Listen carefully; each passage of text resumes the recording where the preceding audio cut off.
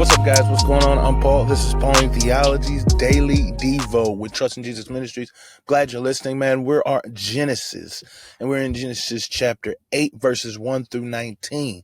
We are finally where the flood waters are abating, and we're going to see Noah come out the ark. We're going to see what's going to happen, man, or at least the process of coming out the ark. So if you haven't checked it out, 8, 1 through 19, go ahead, stop the tape, read it, and see what it has to say.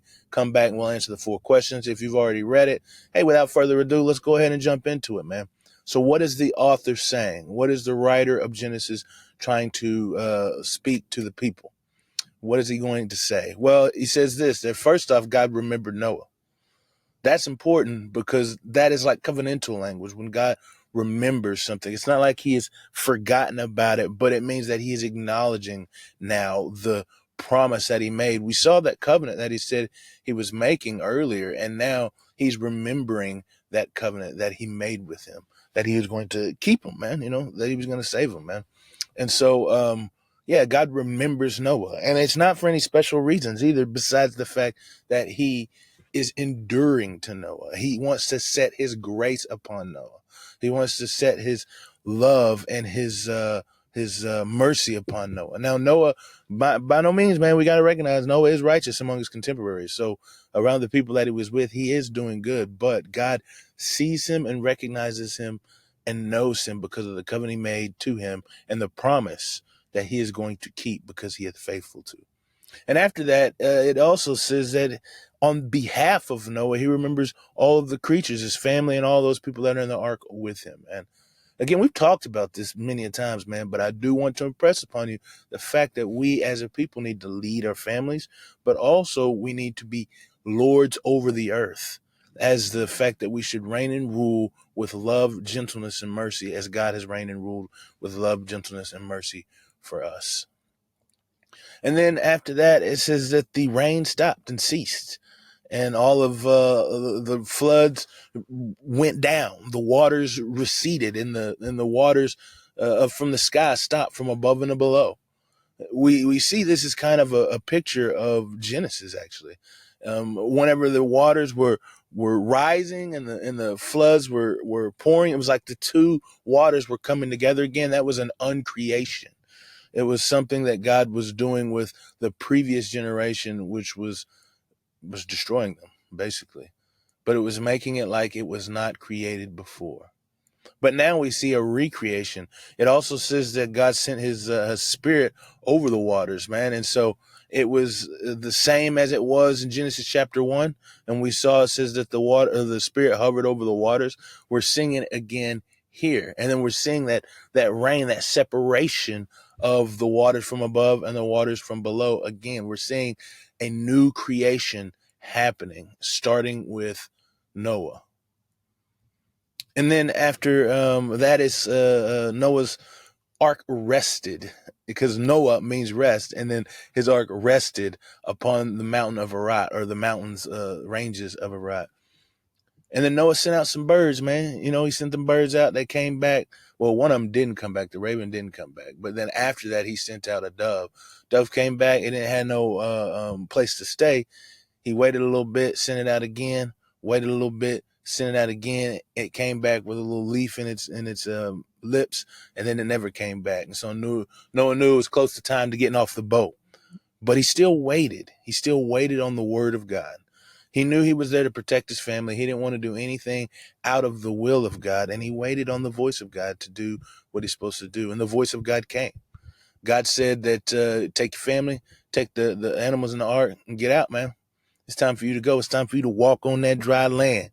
Because Noah looked down and he saw it. He was like, oh, it was dry land, man. Dang, dude. He's like, finally.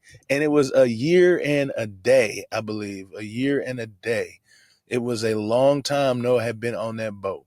And can you imagine, man? I was on a trip with my wife, and we were on a cruise, and getting off the boat, all that rocking, man, I felt like dizzy. I felt like I drank a bunch of drink or something, trying to walk around because of the waves and stuff that had happened while I was that was going on. And I was only on there for like 4 days. Imagine being in a boat for a year, getting off, walking on dry land, and seeing how that is. Woo, that'd have been tough, man. That'd have been tough. But anyway, yeah, Moses got off the boat, And him and his family, they and all of the animals that were with him. So what is this depicting about God? Well, first off, he's the sovereign Lord of all of creation. Sovereign Lord, because he is the one who stops the rain and he is the one who causes the waters to recede. It says that the fountains of the deep were closed and the heavens were closed. And that stopped the rain and that stopped the flood. And that was all because of him. And other contemporary things, it says like the sun came out and dried up all the rain. But that's not the case here. It has no mention of the sun because there's no point in even talking about it because the sun had nothing to do with causing all of that water to go away. It was a miracle, an act of God that caused the floodwaters to recede and the rain to cease. And then what do we see about man here? Well, I think we see that we are to wait upon the Lord. I think that, and in that waiting, that we still got to be active. That men as a people need to be active in the waiting sometimes. And sometimes, man, it's tough, dude, to just know what to do and how to do it, especially when you're in a season where it's tough and difficult. But we wait on the Lord, but we don't be idle. See, Noah was waiting on the Lord, but when he recognized that the boat had stopped, because I don't think that God had spoken to him that whole year. It's a whole nother year that it passed by. And he was just in the boat being patient. And then finally arrested, you got antsy pants, you ready to get on out, man, trying to go. And then after sending out those birds and stuff like that, and the birds finally came back, you open up the window, because it says you open up that top hatch. He opened up the window, looked down and saw dry land. Man, I bet he was ready to go. I mean, you're in a boat cooped up like a prisoner in a way for a year. But still, he waited on the voice of God. And so that's what I want to say right now, man, is that, man, we're supposed to wait on the voice of God, but we also have to be active in the waiting. As he sent those birds out, he showed those birds, he looked out the window, he saw where he was at, what he was doing, and in doing so, he was preparing himself for that time that God called. How do we apply these truths in our lives, man? Well, are you waiting on something right now? Are you waiting on God to give you a word? Are you waiting on God to tell you what to do, which way to walk, how to carry yourself? Well, as we do this in the waiting, be active in what God has, that God has told you to do.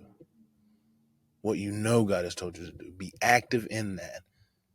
But be patient for the word of the Lord. I mean, I appreciate you guys, man. Recognize God's sovereignty this morning. Recognize how God is so good and strong and powerful, and he's mighty to do things for you. That he remembers you. If you're a child of his, if you're a part of the kingdom, he remembers you. He knows you. And walk in that truth. I'll see you guys in the next episode.